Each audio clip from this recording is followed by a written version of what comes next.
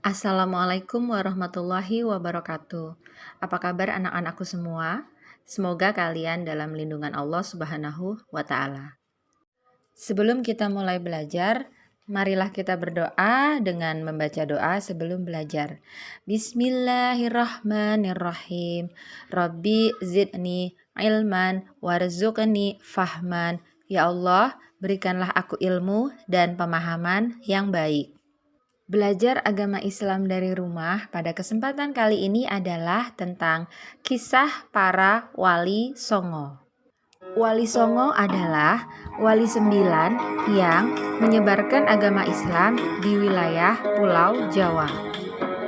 Sunan Gresik atau Maulana Malik Ibrahim yang berasal dari wilayah Maghrib, Afrika Utara. Maulana Malik Ibrahim datang ke tanah Jawa pada tahun 1404 Masehi.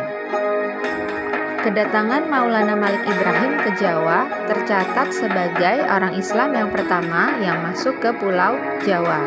Oleh karena itu, kedatangannya dianggap sebagai permulaan masuknya Islam di Jawa. Sunan Gresik berdakwah di daerah Gresik, Jawa Timur hingga beliau wafat pada tanggal 12 Rabiul Awal 882 Hijriah bertepatan dengan tanggal 8 April 1419 Masehi. Beliau dimakamkan di pekuburan Gapura Wetan, Gresik, Jawa Timur. Sunan Ampel.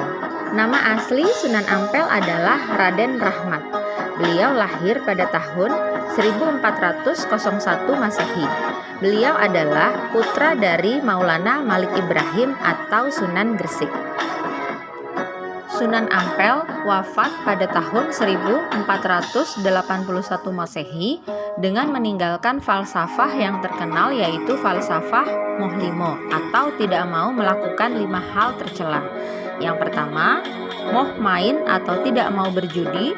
Yang kedua, moh ngombe atau tidak mau minum minuman keras. Yang ketiga, moh maling atau tidak mau mencuri. Yang keempat, moh madat atau tidak mau candu, ganja, narkotika dan sejenisnya. Dan yang kelima, moh madon atau tidak mau mendekati perbuatan zina. Sunan Bonang. Nama asli Sunan Bonang adalah Raden Maulana Makdum Ibrahim. Beliau lahir di Ampel Denta pada tahun 1465 Masehi. Ia adalah putra dari Sunan Ampel. Untuk menarik simpati masyarakat dalam berdakwah, beliau sering mempergunakan kesenian rakyat, yaitu seperangkat gamelan yang disebut bonang. Bonang adalah sejenis kuningan yang ditonjolkan bagian tengahnya. Jika tonjolan tersebut dipukul, maka akan terdengar suara yang merdu. Karena kesenian inilah beliau dijuluki dengan Sunan Bonang. Sunan Giri atau dikenal dengan sebutan Raden Paku. Beliau lahir di Blambangan, Jawa Timur pada tahun 1442 Masehi. Sunan Giri terkenal memiliki ilmu laduni atau ilmu yang datang langsung dari Allah tanpa melalui perantara belajar dengan manusia. Sunan Derajat. Sunan Derajat atau nama kecilnya Raden Kosim. Beliau lahir pada tahun 1470 Masehi. Beliau adalah putra dari Sunan Ampel. Beliau terkenal mempunyai jiwa sosial dan kedermawanan yang tinggi. Ia selalu memberikan pertolongan kepada masyarakat, menyantuni anak yatim dan fakir miskin. Sunan Derajat wafat di Sedayu, Gresik, Jawa Timur, pertengahan abad ke-16 Masehi. Sunan Kalijaga. Nama asli Sunan Kalijaga adalah Raden Said. Beliau lahir sekitar tahun 1450 Masehi. Kecintaan masyarakat terhadap wayang dimanfaatkan sebagai sarana untuk menarik masyarakat supaya memeluk agama Islam.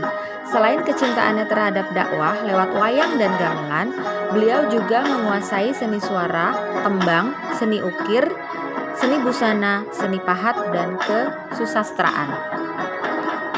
Sunan Kudus atau Raden Ja'far Shodiq. Di kalangan para wali, Sunan Kudus dikenal sebagai Al-Alim, yaitu seorang wali yang memiliki pengetahuan luas. Pengetahuannya meliputi ilmu fikih, usul fikih, tafsir, dan mantik. Sunan Muria atau Raden Umar Said. Beliau adalah putra dari Sunan Kalijaga. Sunan Muria juga berdakwah lewat seni wayang, gamelan, dan kesenian. Salah satu hasil dakwahnya lewat seni adalah tembang, sinom, dan kinanti. Sunan Gunung Jati atau Syarif Hidayatullah. Beliau juga termasuk salah satu wali yang membantu berdirinya Masjid Agung Demak.